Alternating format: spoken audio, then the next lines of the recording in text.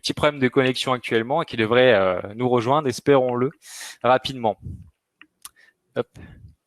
Donc aujourd'hui, comme je vous disais, on va parler du content commerce. Hop, avec les différents arguments que je viens de vous citer. Jean-François normalement vient de nous rejoindre. Alors, qu'est-ce qu'on va voir aujourd'hui? Alors, on va tout d'abord voir qu'est-ce que le content commerce, qu'entend-on par là. Alors, ensuite, on va voir comment on met en place du contenu content commerce côté éditeur, les bonnes pratiques, etc. On verra ensuite pourquoi le content commerce est un sujet d'actualité aujourd'hui. Ensuite, quels sont les indicateurs clés de la performance, en sachant que dans cette partie, on vous présentera quelques petits business cases bien choisis par nos intervenants sur ce sujet-là. Et en dernière partie, nous verrons quel est l'avenir du content commerce. Donc, chaque intervenant pourra intervenir et nous donner sa vision court, moyen, long terme de ce que va devenir le content commerce par la suite. Donc, dans un premier temps, qu'est-ce qu'on entend au final par content commerce ? Comme vous le savez, en fait, les leviers d'acquisition de trafic sur le web, ils sont très variés. Les leviers d'acquisition historiques côtoient des nouvelles solutions qui émergent continuellement au fil des innovations technologiques et des usages des internautes. Parmi ces leviers historiques, on retrouve les éditeurs de contenu. Ceux-ci ont toujours occupé en fait une place assez particulière au final dans la stratégie des e-commerçants, de par leur capacité à apporter du trafic très qualifié et en plus de générer des ventes incrémentales. Aujourd'hui, ces éditeurs en fait se tournent de plus en plus vers l'affiliation afin de monétiser leurs audiences.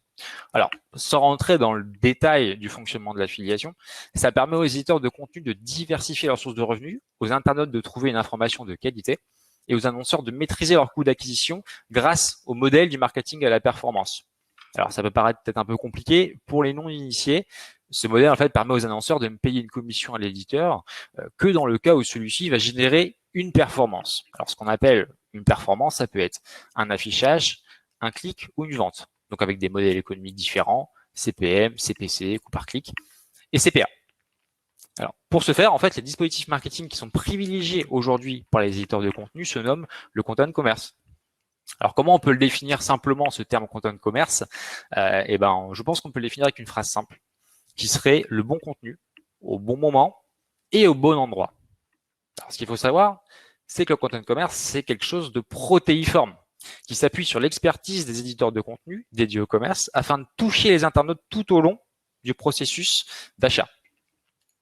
Aujourd'hui, en fait, la plupart des rédactions possèdent une équipe qui est en fait entièrement dédiée à l'exercice du content commerce. Cet exercice en fait demande quand même un véritable jeu d'équilibriste. En effet, les éditeurs de contenu doivent veiller à conserver la confiance de leurs internautes avec des contenus qui sont pertinents, tout en générant de la performance pour les e-commerçants. Donc ça demande une véritable expertise et un véritable savoir-faire. Ces acteurs aujourd'hui, on peut dire qu'ils sont arrivés à maturité. Le facteur confiance en fait est primordial, c'est-à-dire que les annonceurs doivent faire confiance aux éditeurs de contenu réalisant du content commerce, cela afin de maximiser en fait leur performance. N'empêche, il existe quand même des méthodes claires et pertinentes afin d'aborder sereinement la mise en place d'un contenu content commerce. Donc, je vais demander à Ronan Pétillon de participer, de nous présenter Homelisty et la mise en place en fait d'un contenu content commerce sur le site d'Homelisty. Ouais, très bien. Merci beaucoup, Maxime. Donc, je suis Ronan Pétillon, fondateur d'Homelisty. C'est un site que j'ai créé il y a 5 ans maintenant. Et Homelisty, en fait, c'est tout l'univers de la maison. Donc, on parle bien évidemment de décoration, de rénovation, mobilier, électroménager. Et aujourd'hui, on fait plus de 1 million de pages vues par mois. Notre mission, simplement, c'est de donner aux gens donc les idées, l'inspiration et les ressources pertinentes et nécessaires pour les aider à vivre mieux à la maison. Alors, chez Homelisty, chaque opération de content commerce, en fait, on commence par se mettre à la place de l'internaute. Notre content commerce, le contenu content commerce chez Homelisty, c'est aider l'internaute à décider quoi acheter, mais c'est surtout lui expliquer le pourquoi et le comment. Donc, encore une fois, notre objectif, c'est vraiment de partager des idées, des inspirations et des ressources qui sont pertinentes pour nos utilisateurs. Donc, un exemple très concret chez Homelisty, une fois qu'on a identifié et à la recherche d'accessoires. Il y a un petit problème sur le slide. Ah, mince. Ouais. Le slide a sauté. Je vais vous reprendre la dernière page. Ok. Excusez-moi. Donc, pour reprendre. Non. C'est bon? Ok, c'est bon. Donc ça, c'est un exemple en fait d'article content commerce sur Omnisty. Donc une fois que notre équipe de content commerce a identifié un besoin auprès de notre audience, on va publier un article qui répond à ce besoin. Donc là, par exemple, c'était des articles des accessoires de rangement pratiques et pas chers. Et pour chaque accessoire de cette liste, de cet article, on va présenter le pourquoi. Donc on va expliquer pourquoi on a sélectionné cet accessoire, pourquoi on pense qu'il est pratique et utile pour notre audience. On va également expliquer le comment, donc comment l'utiliser, comment l'acheter, et la notion du combien va apparaître avec une référence sur le prix, tout simplement. Un autre exemple de content commerce, on peut publier également du content commerce sous un autre format, qui par exemple des listes de boutiques ou de marques, comme les marques de décoration selon Omnisty. Et là, c'est exactement la même logique. Ce n'est pas un produit que l'on présente, mais c'est une marque, une boutique. Mais on va quand même donner toutes les informations pertinentes et utiles pour que nos lecteurs puissent passer à l'achat, s'ils le désirent, bien évidemment. Donc finalement, peu importe le format que l'on va utiliser pour faire du content commerce, l'idée, c'est de vraiment mettre l'internaute, notre audience, au cœur de la stratégie édito, à travers du contenu qui est engageant, pertinent et utile. Et de plus en plus, on veut se placer également chez Omnisty dans une logique de découverte. Donc faire découvrir des nouveaux produits, des nouvelles marques qui répondent aux besoins de notre audience. Donc c'est vraiment mixer l'édito et le commerce pour répondre aux besoins des utilisateurs. Ok, super. Du coup, Clément, tu vas peut-être pouvoir nous en dire plus sur Frandroid, qui est sur un secteur, on va dire, un peu différent d'Omnisty. Et donc, du coup, je pense que tu vas avoir des particularités à nous partager. Oui, bonjour à tous, merci Maxime. Alors, moi je travaille pour Frandroid. Frandroid aujourd'hui c'est le média leader sur le domaine des nouvelles technologies en France. Historiquement, c'était un petit bloc. On a lancé il y a 11 ans sur ce nouveau système d'exploitation qui était en Android. Mais aujourd'hui, on parle plus que de smartphones sur Android. On parle d'ordinateurs, de télévision, d'objets connectés et autres. Et aujourd'hui, on est très fiers de réaliser plus de 27 millions de pages vues par mois. Donc, on adresse vraiment une audience qui est très large pour la conseiller dans ses décisions d'achat. En termes des contenus qu'on réalise sur Frandroid, des contenus content commerce, on va distinguer trois types principaux. Le premier, ce sera des guides d'achat qui sont réalisés par des experts dans leur catégorie. C'est-à-dire qu'un guide d'achat sur les télévisions va être rédigé sur un expert sur le secteur qui va pouvoir recommander les vrais modèles à choisir pour tel prix, pour tel budget, avec telle caractéristique ou autre.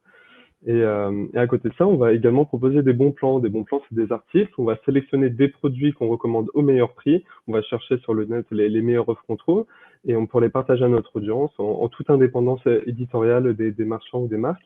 Et notre objectif, c'est de recommander les meilleurs produits à notre audience. Et enfin, on va proposer des comparateurs sur Frandroid.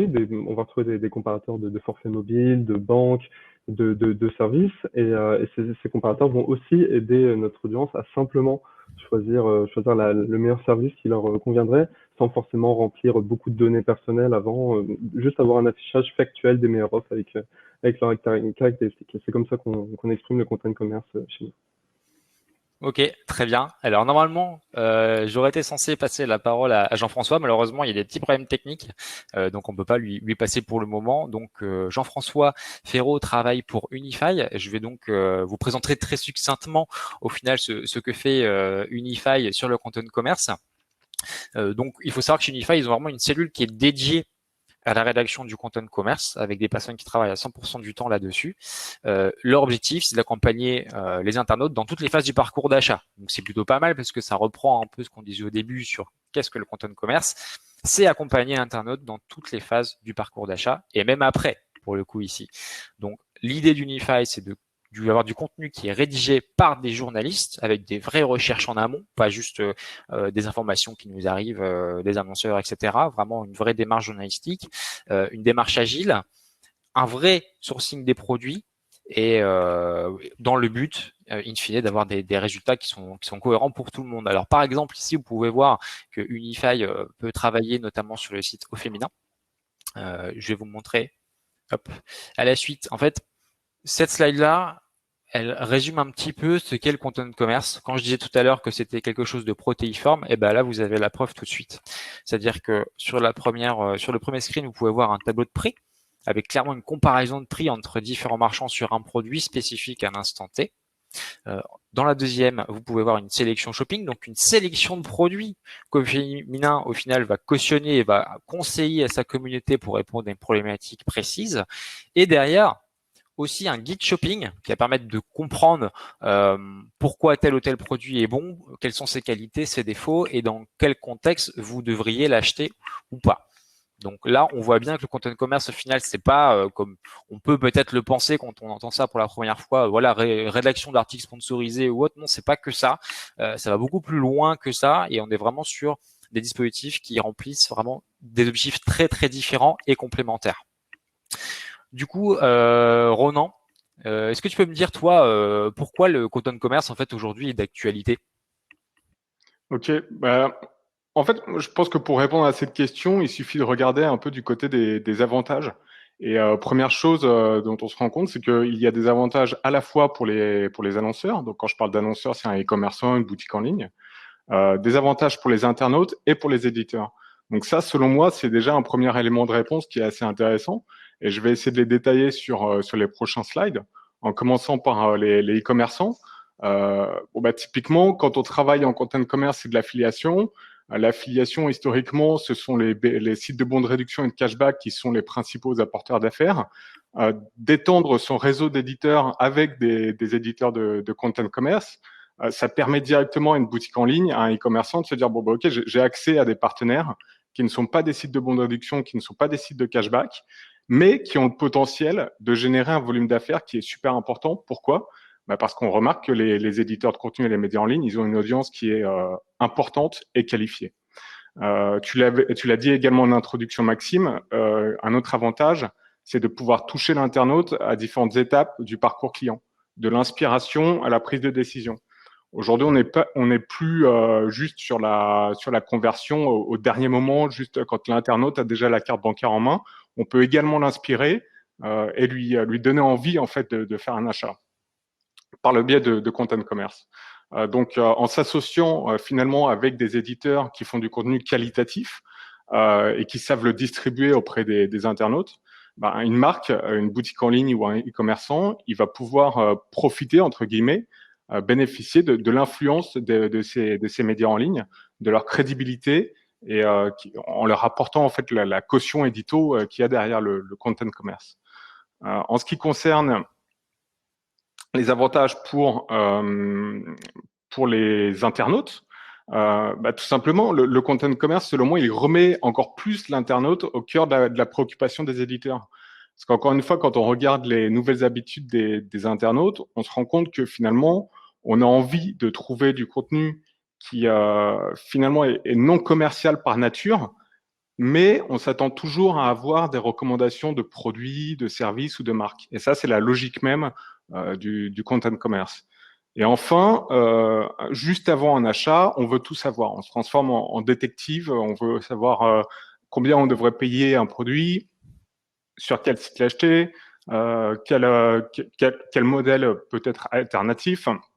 Et donc là, à ce moment-là même, l'internaute, il a besoin vraiment d'une info de qualité et surtout, bien plus que l'info de qualité, je dirais, c'est auprès d'un média à qui il peut faire confiance. Maintenant, on remarque qu'il y a des gros sites de comparatifs. Personne ne va lire les 10 000 mots d'un comparatif sur un aspirateur. Par contre, si ça vient d'un média auquel on fait confiance, on peut acheter directement parce que, encore une fois, ce média a apporté sa caution. On sait que c'est du travail sérieux. On sait qu'il a vraiment testé le produit. Et donc, en profitant en fait de l'aspect confiance, on arrive à générer des conversions. Pour les éditeurs de contenu, pourquoi le content commerce est d'actualité? Je dirais tout simplement parce que ça offre une manière native de monétiser son trafic tout en développant son audience. On utilise l'influence, entre guillemets, notre influence pour générer des ventes sans compromettre notre intégrité éditoriale. Et à l'heure où on sait que le gros enjeu, le nerf de la guerre des médias en ligne aujourd'hui, c'est la monétisation du trafic, ça offre une alternative qui est super intéressante pour nous, de pouvoir générer des revenus importants et alternatifs, je dirais, à la publicité display qui est classique sur cet univers. Donc ça, c'est pour moi, en fait, ça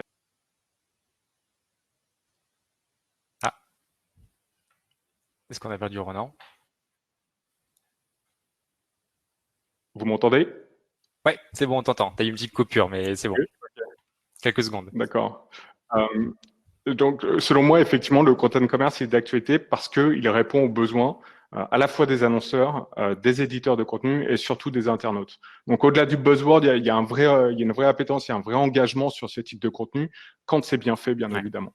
Ok, super. Ouais, c'est pas juste des commandes d'annonceurs pour pouvoir générer plus de trafic et plus de ventes. Il y a un vrai besoin du côté internaute de pouvoir s'y retrouver dans le World Wide Web comme ça et d'avoir des véritables informations cautionnées par un média de confiance au final.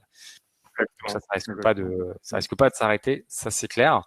Au-delà de ça, quand on fait une campagne de content commerce, forcément, à partir d'un moment donné, on va se poser la question de la performance. On va dire, OK, d'accord, ma campagne, j'ai très bien préparé avec mon éditeur et c'est super. Cependant, comment je peux dire que ma campagne est performante? Donc, forcément, ça passe par des KPI. Alors, on va dire qu'il y a deux visions de KPI. Il va y avoir les KPI qui vont plutôt être du côté de l'éditeur et il y a des KPI qui vont plutôt être du côté de l'annonceur, avec au milieu de ça des KPI qui vont être communs. Par exemple, Clément, quels sont les KPI que vous, chez Frandroid, vous utilisez principalement pour monitorer et attester de la performance ou non d'une campagne de content commerce sur le site? Oui, alors pour les KPI, en fait, on va les mesurer de deux façons différentes. Dans un premier temps, on va voir les KPI qui sont situés sur nos contenus. Donc, ça va être principalement les pages vues, le temps passé par page, le taux de rebond, pour optimiser nos contenus, pour qu'ils soient lus le plus longtemps possible, pour qu'ils soient le plus intéressants et le plus qualitatif possible pour notre audience. Et après, par la suite, on va pouvoir mesurer les transactions qui ont été réalisées via ces contenus. C'est des transactions qui sont totalement anonymisées. Notre objectif, c'est juste de savoir quels sont les produits qui ont le plus transformé. Et si c'est des produits histoire d'optimiser les contenus en fonction. Et c'est tout notre intérêt, en fait, c'est de recommander les meilleurs produits à notre audience. Donc on va chercher à mesurer ces KPI pour les optimiser à la fin. D'accord. Ok. Et là-dessus, du coup, tu vas baser sur les KPI que toi, tu vas constater sur son site, mais j'imagine que tu vas aussi t'appuyer sur des KPI de partenaires, par exemple les plateformes d'affiliation, qui font le lien, au final, entre l'annonceur et l'éditeur, et qui vont te fournir des données supplémentaires Ah que oui, tu vas totalement. pouvoir C'est en parlant des plateformes d'affiliation que je voulais aborder le point sur le taux de transformation, les transactions réalisées. C'est grâce aux plateformes d'affiliation avec qui on travaille qu'on peut mesurer ces points-là et les travailler afin de les optimiser. Ok, super. Ronan, toi, tu as des petits KPI en extra que toi, tu utilises pour Homelisty. Exact. Alors, Homelisty, c'est très différent effectivement d'un Frandroid ou d'un les numériques sur la thématique. Pour nous, une source de trafic qui est très importante, c'est Pinterest dans le domaine de la maison, du do-it-yourself, de la rénovation. Et donc, on aime bien depuis quelques temps un peu fouiller dans la data de Pinterest pour voir ce qu'on peut en faire, ce qu'on peut faire parler en fait comme données sur le content commerce. Et la logique, elle est ultra simple. C'est de se dire plus un contenu performe sur Pinterest, plus un contenu content commerce va être populaire sur Pinterest, plus finalement il résonne auprès de notre audience et plus va être en fait, plus on a fait notre job, plus ça veut dire qu'on a fait un bon job, qu'on répond aux questions de notre audience en lui apportant encore une fois du contenu qui est qualitatif, utile et pertinent. Donc on aime bien regarder effectivement le nombre d'enregistrements des épingles sur Pinterest. On peut aller vraiment dans les détails, mais globalement, c'est la popularité du contenu sur Pinterest qui nous intéresse. Super. Je vous propose maintenant d'aborder une étape assez importante au final de ce webinaire, ça va être la review des différents business cases de content commerce, parce que vu qu'on a vu que le content commerce c'était quelque chose de protéiforme, avec des objectifs qui peuvent être extrêmement variés selon qu'on essaye de se placer plutôt en haut du funnel ou plutôt à la fin. Donc du coup, on trouvait ça intéressant de vous proposer différents business cases avec différentes approches, différentes optiques. Du coup, Clément, toi, tu voulais en présenter un pour Frandroid avec un annonceur électroménager qui, visiblement, cartonne chez toi. Ouais, totalement. On est très content de travailler avec de nombreux annonceurs pour nos relais retail qu'on va proposer sur les différents produits qui sont traités sur Frandroid. Et ça nous permet en fait tout simplement de les intégrer dans un comparateur de prix. Le comparateur de prix va nous offrir une totale indépendance sur notre, comment dire, notre indépendance face à ces partenaires, en fait, qu'à la fin, on va présenter, voilà, ce produit est disponible à tel prix ici, et ce comparateur de prix, on va le mettre en avant dans tous nos contenus. On va le mettre en avant dans nos tests, dans nos guides d'achat, dans nos bons plans. Enfin, il va être vraiment présent partout sur Frandroid. Et il va vraiment garantir aussi à la rédaction de pouvoir rédiger des contenus content commerce qui ne sont pas associés à une publicité ou à un public rédactionnel, ce qui n'est absolument pas le cas. Mais par contre, et justement, grâce à ce comparateur de prix, en fait, et à la multiplication des sujets traités sur Frandroid, on a pu générer vraiment de très très fortes croissances ces derniers mois chez nos différents partenaires retail. Donc en fait, c'est grâce aussi à l'indépendance qu'ils nous laissent, en fait. C'est par exemple ce partenaire qui est cité dans ce cas, on a un échange quotidien avec lui sur les nouveautés du catalogue, sur les actualités en fait promotionnelles qui sont pratiquées chez lui, mais pour le coup, il ne va absolument pas nous demander des modifications dans les contenus. En fait, il va nous faire une totale confiance dans les dispositifs qu'on va entreprendre sur le média. Et je pense que c'est cette confiance aussi qui nous permet aujourd'hui de pouvoir vraiment réaliser ce qu'on veut sur Frandroid, ce qui nous fait plaisir, ce qu'on a envie de lire, ce qu'on a envie de partager. Et on voit que c'est des contenus qui performent, qui sont populaires et qui sont de plus en plus appréciés. Ouais. Alors bon, on le voit carrément hein, quand on regarde un peu les charts, on voit que la croissance de 2020 est énorme. On est que mi-septembre et on a déjà dépassé de loin en fait la performance globale de 2019. Donc on voit très bien qu'encore maintenant et ça va plutôt perdurer et ça va encore s'améliorer dans le temps. L'appétence pour le content commerce est réelle et ça fonctionne. Les internautes ont vraiment besoin d'informations et de conseils précis et on voit que clairement la performance est là.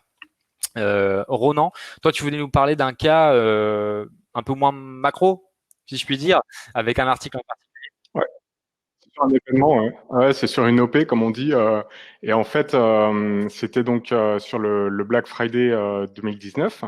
Et je fais sauter les slides à chaque fois. C'est bon? Ouais, voilà. Excusez-moi.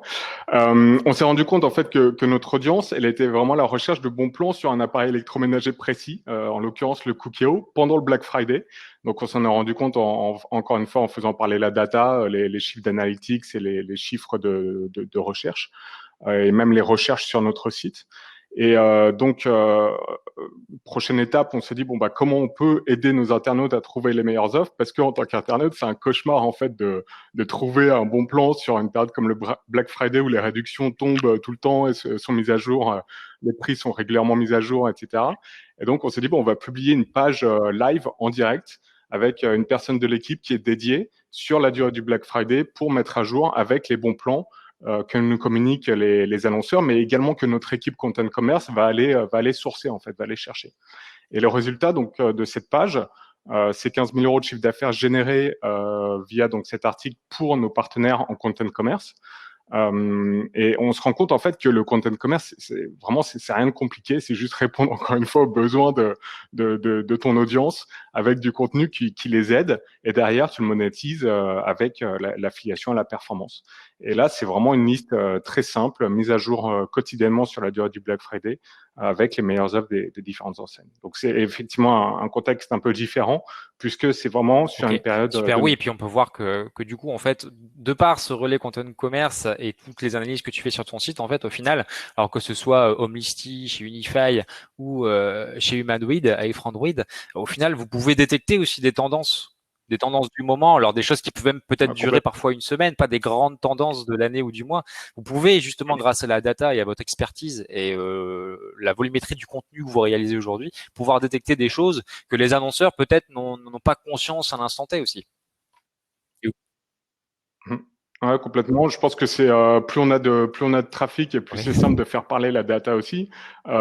On peut y passer également beaucoup de temps. Faut se concentrer sur la bonne donnée, mais c'est exactement ça en fait. C'est vraiment faire parler ce que cherche l'audience en fait, découvrir ce que cherche notre audience.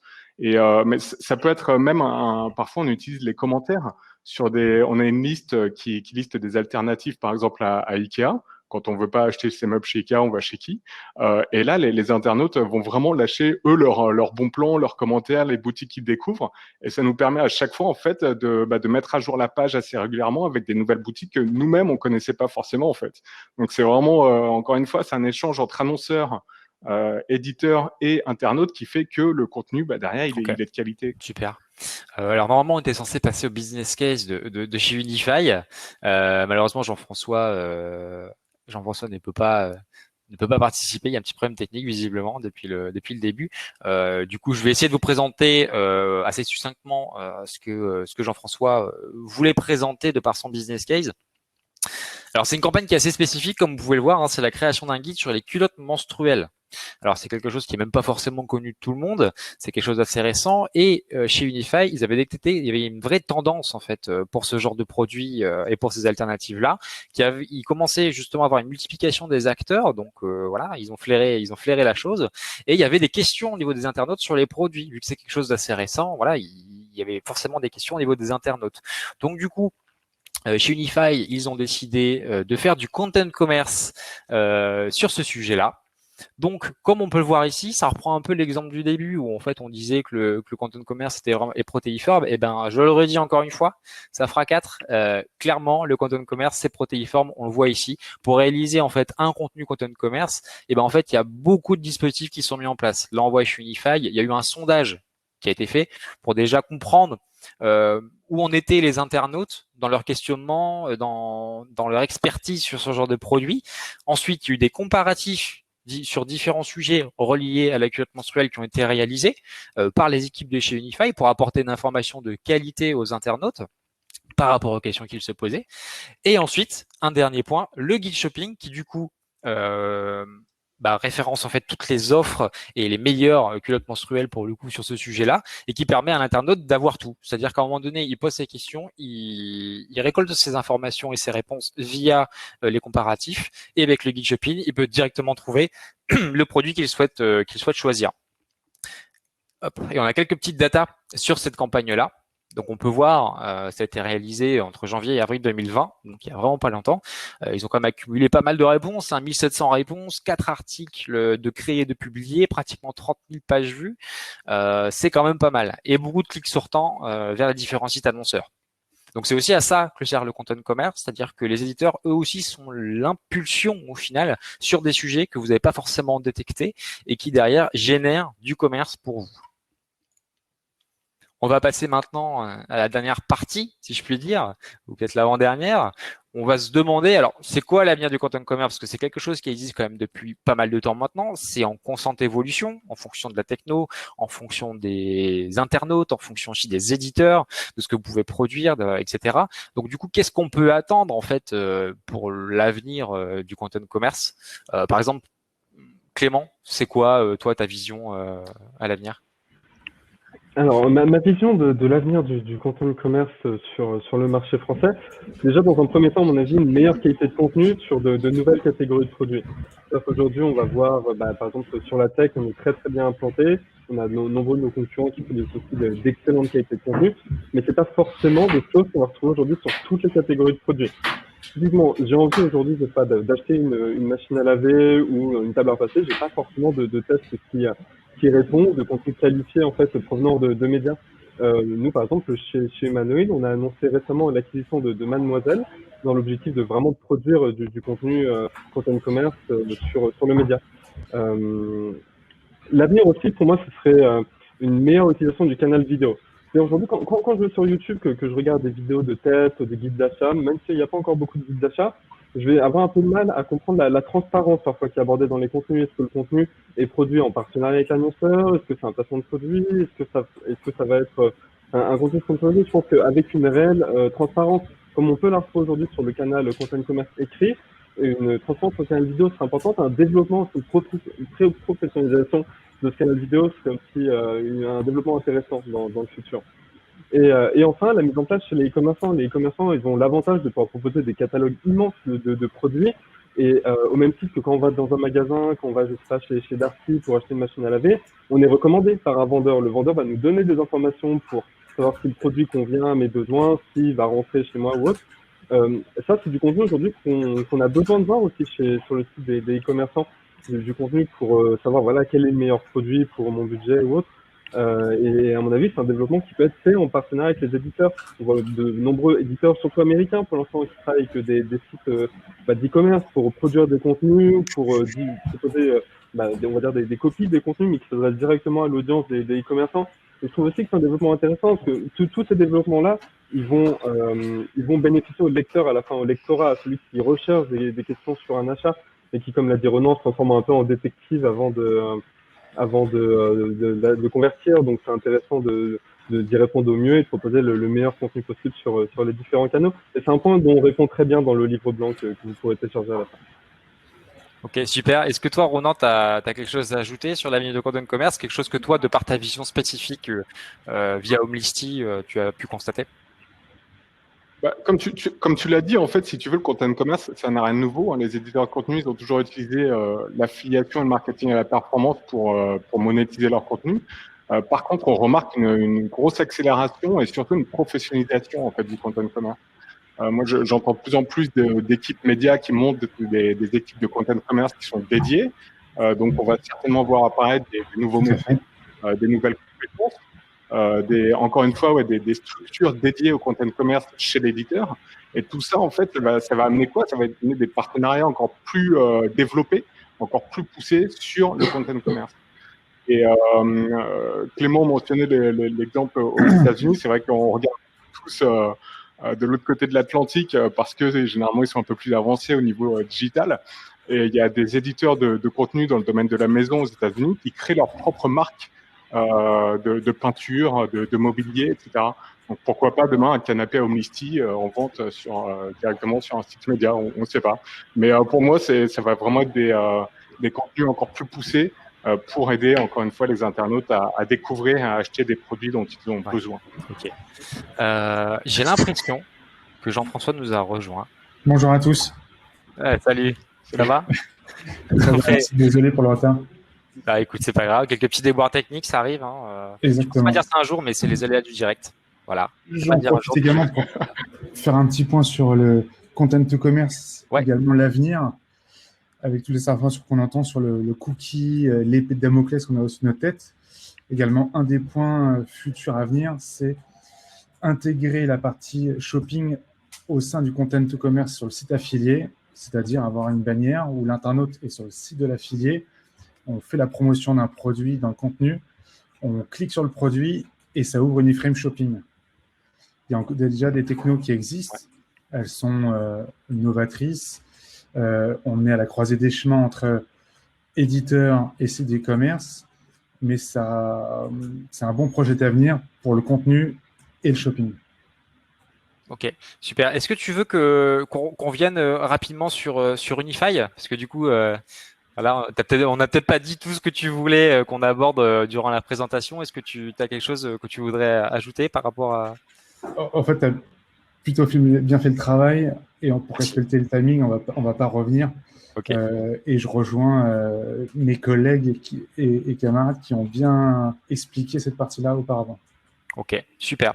Eh bien, écoutez, je crois qu'on va passer maintenant aux questions-réponses, voilà, des auditeurs.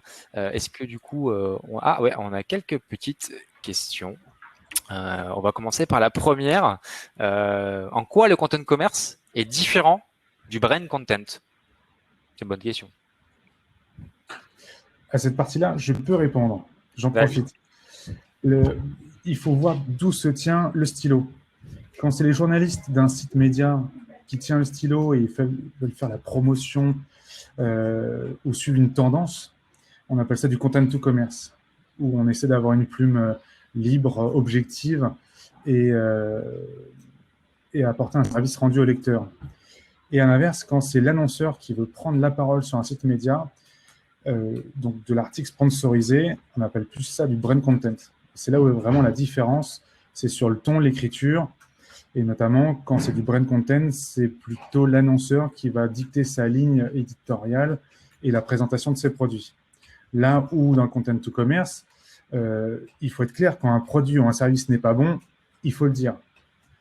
Et plébisciter les services et les produits de qualité. Ok, très bien. Je crois que c'est plutôt clair. Une autre petite question, cette fois-ci pour Ronan. Comment s'articule la monétisation chez Medialisty? Alors, Medialisty, en fait, c'est la compagnie, c'est l'entreprise qui édite des sites comme Omlisty. Et en fait, pour reprendre l'exemple d'Omlisty, on fait bien évidemment donc du content. Ah. Je crois qu'on a perdu Ronan. Vous m'entendez toujours? Vous c'est m'entendez? bon, t'es revenu, c'est bon.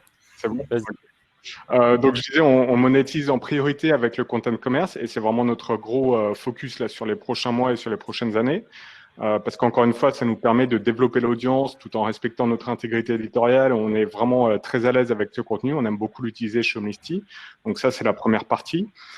Deuxième partie, on fait des partenariats dédiés. Donc on en parlait juste avant avec du brand content, des marques, des annonceurs qui nous font confiance pour des opérations dédiées pour présenter un produit, une tendance, quelque chose qu'ils veulent mettre en avant.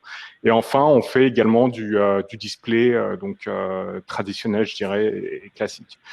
Sachant que de plus en plus, effectivement, on met l'accent sur le content commerce. Ok, très bien. Maintenant, j'ai toujours une question pour toi. Non, écoute, on va la faire après, sinon tu parles trop. J'ai interpellé Clément, du coup, pour Humanoid. Comment la vente est-elle transformée sur votre site avec un lien d'affiliation? En fait, elle n'est pas transformée chez nous directement, elle va être transformée sur le site du e-commerçant. On va détailler. Un parcours, par exemple, ce serait un internaute vient chez nous directement, pas via Google, il vient chez nous directement, comme c'est le cas d'une grande partie de notre audience, pour regarder des bons plans. Il va regarder un bon plan, il va voir, voilà, il voit un smartphone qui l'intéresse, au bon prix, et il se dit, voilà, je vais l'acheter. Du coup, il va cliquer sur un lien d'affiliation qui va lui permettre de se retrouver du coup sur le site du e-commerçant. Et une fois qu'il a cliqué, en fait, il aura déjà toutes les informations sur le produit. En fait, nous, on l'a présenté dans l'article, on a expliqué ses points forts, ses points faibles, pourquoi il est bien pour son prix, éventuellement le mettre en comparaison avec d'autres produits qu'on peut retrouver sur les mêmes tranches tarifaires. Et une fois qu'il arrive sur le site de l'annonceur, il peut avoir d'autres informations, avoir un discours qui est un peu plus du côté de la marque, qui va présenter son produit sur le site du e-commerçant. Et après, par la suite, il pourra transformer s'il le fait. D'accord, très clair. Une petite question maintenant pour Ronan. Comment arrivez-vous à générer du trafic sur les articles hors SEO? Quels sont les autres? Hors SEO, clairement c'est Pinterest. Pinterest, moi-même, je me l'explique pas, mais c'est une plateforme qui est vraiment sous-exploitée. Si vous êtes si on a des e-commerçants là dans ce webinaire dans le domaine de la maison, de la cuisine, de la mode, enfin tout ce qui est créatif, tout ce qui est inspiration, il faut vraiment être sur Pinterest. Leur équipe de contenu se développe également en France. Donc, je vous invite à les contacter. Et pour nous, c'est vraiment une source de trafic qui est importante. Il y a du trafic pour tout le monde sur Pinterest, donc je n'ai pas peur de le dire. Faut vraiment y aller à fond. Il y a plein de choses super intéressantes qu'on peut mettre en place sur cette plateforme. C'est pas un réseau social en fait. On a l'impression que c'est un réseau social, mais Pinterest c'est un moteur de recherche. C'est visuel, mais c'est un moteur de recherche. On va pas sur Pinterest pour voir ce que fait ses amis ou ce qu'ils ont fait ce week-end, etc. On va sur Pinterest pour s'inspirer, pour trouver des idées. Donc ça matche vraiment avec nous ce qu'on veut faire avec Omnisty. Seconde source de trafic, c'est le trafic direct. On essaie vraiment de construire ce qu'on appelle une marque média. Donc on s'attend à avoir de plus en plus de visites en direct sur notre site. Des gens qui reviennent, une audience fidèle en fait. On veut vraiment construire cet univers où les gens se disent tiens, qu'est-ce que Omnisty a publié aujourd'hui? Ils viennent directement, ils tapent omnisty.com au lieu de nous chercher en tapant meilleur canapé pour 2 places convertibles, peu importe. Donc c'est ça qu'on essaie de construire avec Omnisty et ça match effectivement les sources de trafic. Ok, très bien. Alors j'ai une autre question. Vous allez tous pouvoir répondre, peut-être. Au-delà des bons plans comparateurs et guides en content commerce, je pense, quelles sont les prochaines innovations en content commerce qui vont arriver là? Je veux bien prendre la main parce que c'est vrai que sur Omnisty et dans le domaine de la maison encore, c'est beaucoup de l'inspiration. Les gens vont vouloir avoir des idées, comment décorer son salon ou même des inspirations pour le rangement, des solutions pratiques. Et là, on découvre qu'avec le content commerce, on arrive à générer des ventes, même sur cette étape d'inspiration. Donc l'internaute n'avait même pas forcément l'intention d'acheter quelque chose. Mais on peut le guider et lui montrer que ce produit finalement il serait bien pour sa situation. Donc, c'est pas que à tort, je pense que les e-commerçants se disent bon bah je vais utiliser le content commerce vraiment pour la dernière étape du parcours client. J'ai déjà fait mes recherches, etc. Je sais déjà à peu près quel produit je veux, mais on peut vraiment inspirer les internautes et directement les amener jusqu'à l'achat. Donc, je pense que les prochaines innovations, ça va être de se placer plus en amont du parcours client. Et de deux, c'est exactement ce que disait Jean-François. Je suis de très près effectivement ce qui se fait aux États-Unis. Et il y a des technos qui arrivent pour effectivement faire la transaction directement sur le site de l'éditeur. Et ça, pour moi, c'est super intéressant. Parce que si on arrive à réduire la friction et à proposer à l'internaute un parcours, encore une fois, client beaucoup plus simple, je trouve que c'est super intéressant. Donc ça va être une innovation à guetter. Ok. Parfait. Une dernière petite question. Je pense que Jean-François, tu vas être à même de nous éclairer. Quid des data que vous récoltez sur vos sites? Des data clients, notamment. Effectivement, je prends la main sur la réponse. La data, finalement, client, on n'en a presque pas, quasiment pas. On a un lecteur, un visiteur qui vient sur notre site, il consulte du contenu, il clique et après il est redirigé sur le site de l'annonceur. Là, il met en panier, il met ses coordonnées et après, il y a le tracking affiliation qui va traquer la vente. Et quelles informations nous, on collecte côté affilié? Finalement, il n'y en a que 4. Il y a un numéro de commande, un montant du panier, la date d'achat et après un univers produit. Et finalement, il n'y a que ces 4 données-là que nous avons et donc on n'a aucune information sur la donnée client. La donnée client est, on va dire, la propriété du site marchand et l'affilié n'a aucune information sur qui a acheté. Après, il y a certains leviers affiliation qui peuvent aller un peu plus loin, mais nous, site média, c'est là où est la limite de la donnée client. Ouais, on va dire que vous pouvez pas recouper de toute façon avec quelqu'un, ça c'est impossible. Après, comme tu le disais, tu peux avoir accès quand même à certaines informations, on va dire plutôt génériques et qui concernent la vente en elle-même en fait, et qui ne concernent pas Exactement. la personne qui va réaliser la vente. Il n'y a pas de matching possible entre différentes ventes. Voilà, ça c'est pas possible. Mais il est vrai que vous pouvez quand même avoir des informations qui sont assez intéressantes. Et je pense que ça vous concerne tous les trois ici. Par exemple, les paniers moyens ou les univers produits. Voilà, peut-être que vous avez peut-être découvert un jour sur un article que voilà, vous pensiez mettre en avant des téléphones portables, alors je dis n'importe quoi, mais des téléphones portables pas chers, et vous vous retrouvez à avoir généré des ventes sur des portables peut-être dans une gamme de prix plus élevée que ce que vous aviez forcément pensé en faisant l'article. Par exemple, c'est une idée comme ça, donc vous pouvez peut-être comme ça recueillir des informations qui vont vous aider, voir au final peut-être quel produit préfère votre audience. Par exemple, pour toi, Ronan, peut-être que ça va être des catégories de produits spécifiques dans la décoration, par exemple, ou des tendances spécifiques. On regarde aussi les retours en fait sur Amazon. On peut voir les produits qui sont retournés et ça nous aide à décider. Bon bah on a recommandé ce produit, finalement il est retourné, pourquoi, etc. Donc toute cette data, effectivement, on peut y passer des heures et des heures, mais c'est important de le faire parce que elle parle, le contenu, la donnée parle. Et donc c'est super important de regarder ça. Il y a également toute la donnée qu'on peut collecter et consulter dans les moteurs de recherche internes dans les sites, ce qui donne des bonnes tendances.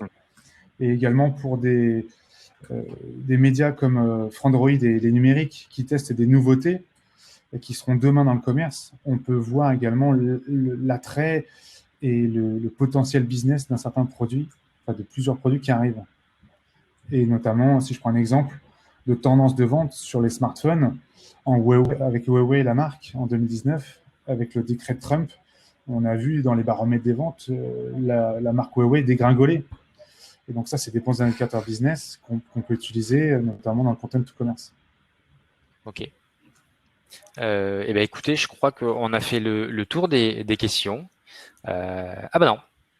Il y en a une nouvelle qui vient d'arriver. Il nous reste 1 minute, on va essayer d'être super rapide.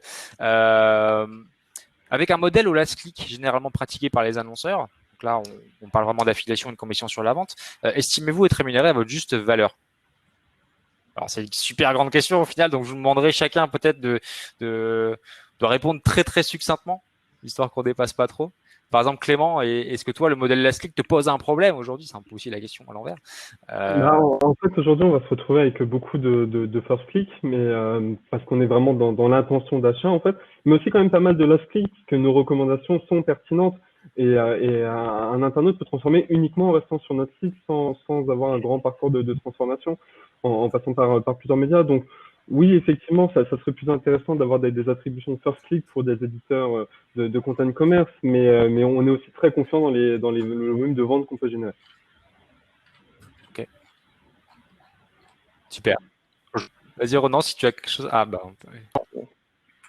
On se rend compte qu'effectivement, quel que soit l'univers, quelle que soit la thématique, c'est un peu les mêmes problématiques chez les éditeurs, mais je rejoins exactement ce que vient de dire Clément. Ok. Jean-François, même constat? Même constat, et même ce qui est bien au sein de certaines plateformes d'affiliation, on a des données écosystème affiliation, on voit notre contribution. Et sur des médias comme nous, effectivement, on est très attentif à ce que nos ventes soient traquées à juste titre. Et notamment sur certains sites shopping, on a des taux de contribution solo à 90-95%. C'est-à-dire que dans l'écosystème affiliation, on est seul du début à la fin à hauteur de 80%. Donc ça, c'est des données sur lesquelles on suit quotidiennement et pour garder effectivement une longueur d'avance par rapport aux concurrents. Ouais. Ok. Et moi, je rajouterai ma petite note aussi qui va clore ce question-réponse. Concernant l'attribution au modèle Lastly, en fait, il faut savoir que dans les plateformes d'affiliation, alors notamment chez nous, chez Affinity, en fait, on met de facto en place des règles de dépriorisation. Alors, ça peut être un peu technique, mais ce qu'il faut comprendre par là, c'est qu'on va tout faire, même si on reste au Lastly, on va tout faire pour mettre en avant les éditeurs de contenu.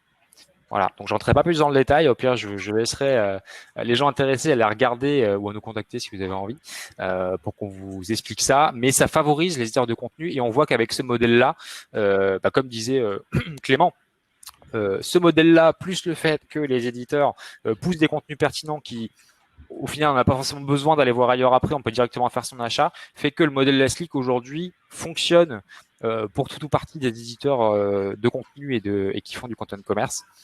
Donc voilà, pour l'instant ça va.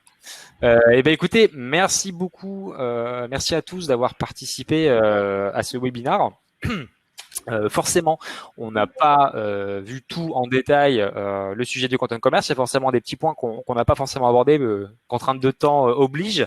Donc, je vous invite fortement à aller télécharger le livre blanc du CPA sur le content commerce. Donc, soit vous aurez la page, enfin le lien dans une page après le webinaire. Soit vous pouvez vous rendre sur le site du CPA, donc c'est cpa-france.org, et je vous invite à télécharger ce petit livre blanc qui est ma foi fort sympathique, qui a été rédigé en grande partie par les intervenants d'aujourd'hui. Donc encore merci à vous, merci Clément, merci Ronan et merci Jean-François. Et puis du coup, on se dit à une prochaine fois. Merci Maxime. Bonne journée à tous. Maxime. Très bonne journée à tous. Au revoir.